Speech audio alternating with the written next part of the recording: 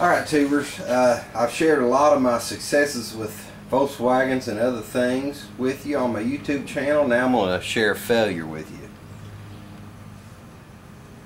This pressure plate and flywheel that I gathered up out of my parts pile is giving me a problem.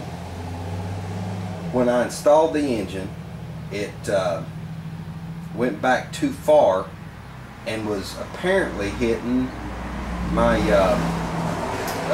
inside my bell housing here in the back. I'll show you the marks on the bell housing here in just a minute, where at any rate I can't use it because it's coming in too deep and the engine won't turn. I'm dealing with Jake Raby Enterprises with this issue. I've talked to Dean there, and what Dean needs from me is he needs measurements and to know exactly what type of transmission and so on and so forth that I've got, so that they can either, I may be able to use the flywheel and they can get me the right pressure plate and clutch, throwout bearing. I'm not sure exactly what we're going to have to do to remedy the problem. I may have to get another flywheel. I'm not sure. I do know that I can't use this one. Now, there are different marks on these, and this is, I believe it was a 228. That's type M 228. Okay, and you also have, you know, there's a 200, 210, 215, and this 228. Let me show you real quick inside the bell housing. This is primarily, I'm going to be referencing Dean in this video. He's the one who's going to diagnose my problem. So Dean, that's a type M 228 on that pressure plate. Okay, you see, Dean, look here, here and here. That looks to me like where I was having the and I think right here, right there, and you can see, I think that's where my pressure plate was hitting inside my bell housing. So it looks like it's too deep, you know, and I don't want to start grinding on this stuff or anything just to make that work. So this is it's a 3-rib transmission. That's what it is. Now this bell housing, I'm not sure what the bell housing came off of.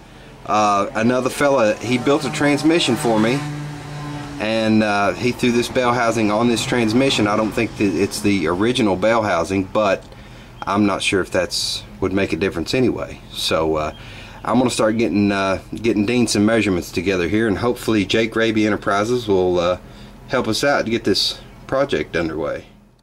Okay, Dean, across the I don't really think this is the figure that you're wanting, because I've had this, you can see in another video of mine, it was called Top 4 Rumble, was what I named the video. I actually started the engine. Let me show you my engine stand. Okay, this is it's just a standard bell housing. I had that engine bolted on here. The flywheel, the outside diameter, I think is cool. I had it on here, started, hot run, no problem, but I didn't have that pressure plate on it. The pressure plate wasn't on it when I did that, but everything seemed cool. I'll go back to the engine now and get you some measurements. Okay, alright, if you need to ID this, it looks like CB085785.